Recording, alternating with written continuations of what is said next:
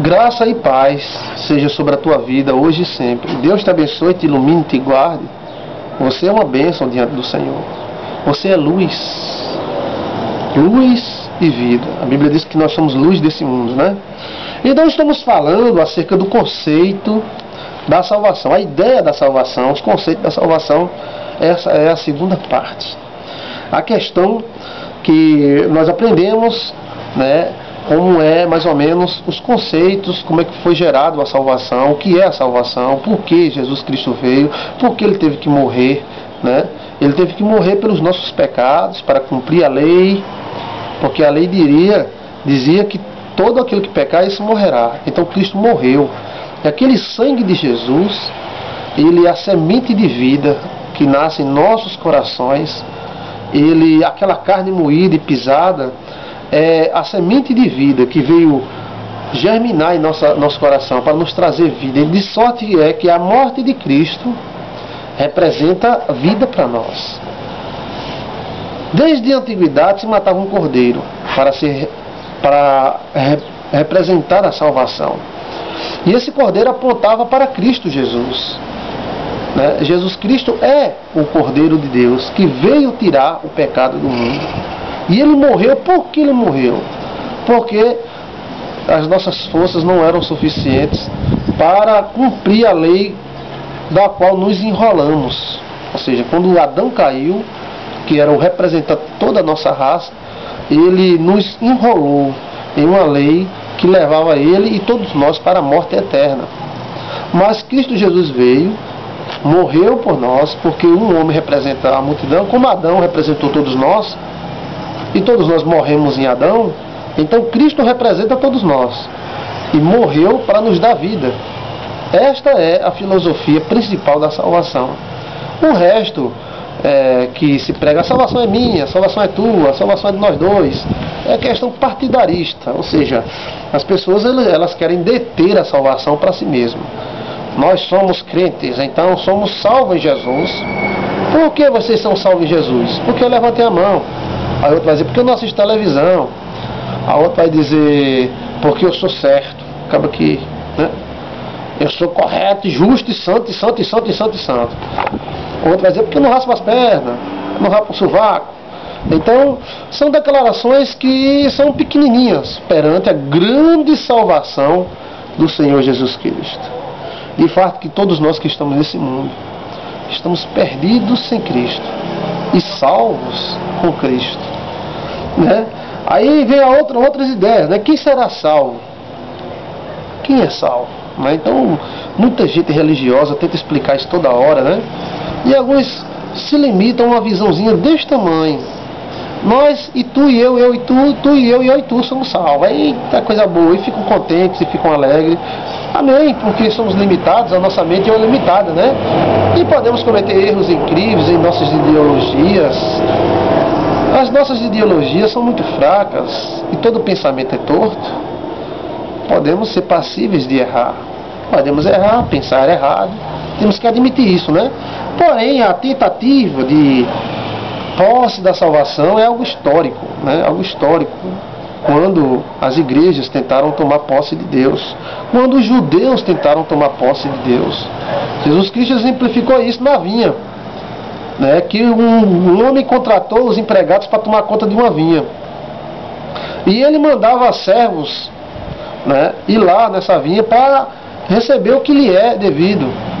Então os empregados, quando viam o servo, matavam o servo, aí ele enviava outro. Aí os empregados matavam o servo, porque eles queriam a vinha. Aí de repente o dono da vinha disse, rapaz, eu vou mandar o meu filho.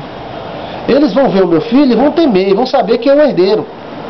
Então o dono da vinha mandou o seu filho visitar a sua vinha. E o dono do filho foi. Quando os empregados viram de longe, esse empregado disse, pô, olha só que vem aí, é o herdeiro. Vamos matá-lo e tomar posse. É claro, ele é o futuro dono da vinha. Eu acho que o pai dele é o velho, ele está quase morrendo. Se a gente matar ele, a vinha é nossa. Então pegaram aquele filho e mataram. Então a parábola do Senhor Jesus disse, o que o Senhor dessa vinha fará?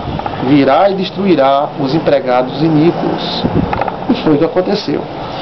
Os judeus tentaram tomar posse do Senhor Jesus, e muitos crentes até hoje pensam que a nossa salvação é resto de judeu. Os judeus rejeitaram a Cristo, então sobrou para nós. Oh, coisa boa, né? Nada disso. Salvação da humanidade nunca pertenceu aos judeus. A única coisa que os judeus tinham com Cristo era uma grande aliança.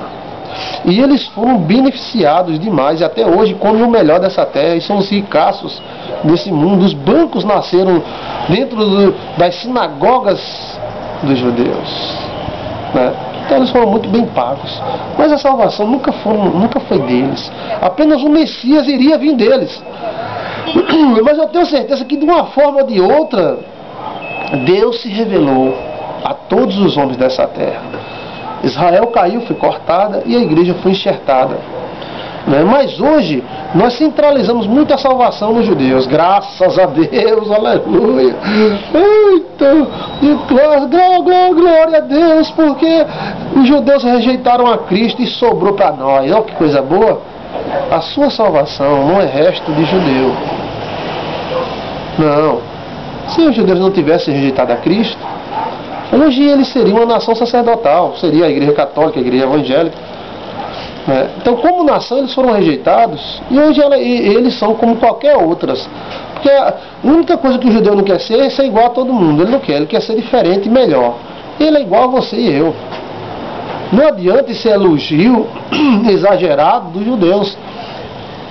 Porque os judeus são tal.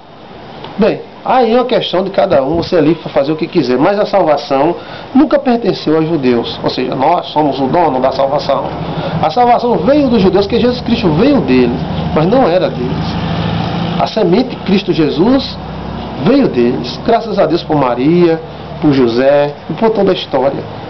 E os judeus foram muito beneficiados por Cristo. Se não fosse Cristo, eu tenho certeza que os judeus seriam totalmente exterminados. Que foram os cristãos que botaram a mão para que os judeus não fossem totalmente exterminados. A salvação de Deus não é particular de um conceito, de um grupo. Ela é universal. Ela é para o chinês, é para o japonês. Aquela ideia que as pessoas têm, olha, fulano não conheceu a Deus, então está salvo. Então a salvação estaria ligada à ignorância. A ignorância seria maior do que a cruz de Cristo. Se fosse assim, pense comigo, fulano não conhece a Jesus, então fulano vai para os céus. Então no céu só tem ignorantes, porque o cara conhece, ainda erra, ainda peca, ainda cai, ainda se levanta. Imagina se fosse assim. Nós temos aí 1 bilhão de chineses. E o que tem lá no chinês? 0,000,1% de cristãos. E esses 0,000,1% de cristãos são católicos e de outras religiões cristãs. Então, esse 0,0 é que vai para o céu e os outros vão por ignorância, então todo mundo vai. Então, temos que rever essa questão da salvação. Fulano é crente, é salvo, aleluia. Fulano é católico, é condenado. Fulano é um maníaco, matou 19 mulheres, mas se converteu, é salvo. Cicrano nunca matou ninguém, só fuma um cigarro, é católico e vai para o inferno. É uma coisa meio doida. Porque eles se esquecem que haverá o juízo final. E todos os homens serão julgados. Eu não vejo o juízo final com medo. Eu vejo o juízo final como uma grande bênção. Como um Deus justo que quer julgar. Não é um Deus que eu vou matar todo mundo, vou lascar todo mundo. Não. Eu vou julgar. Cada caso é um caso. Um certo pastor chegou para mim e disse: Pastor Joilson, mas não foi crente, está condenado. Eu não tenho papinho na língua não, eu sou crente. E tem uma coisa, não foi crente, vai para o inferno. Eu sabia que a mãe dele tinha morrido e não era crente. Então eu cheguei para ele simplesmente e disse: então tua mãe está no inferno. Ele deu um pulo. Opa, peraí, meu amigo, não é assim não, meu irmão. Minha mãe era uma mulher quase crente, filha da promessa, eu sou crente, a minha bênção passou para ela. Aí, rapaz, tu quer que tua mãe vai pro céu, mas quer jogar a mãe dos outros tudo no inferno? É muito fácil essa ideia. A salvação é nossa patotinha. Por quê? porque não corta o cabelo, porque tem o barba, porque não sei o que lá. Coisinhas minúsculas. Quantas pessoas foram condenadas na boca de outros por coisas bestas? Fulano é condenado porque assiste televisão. Hoje todo mundo assiste televisão, tem computador. Temos que rever essa visão mesquinha da salvação, que a igreja é o projeto do Senhor, a coisa mais linda que existe nessa terra.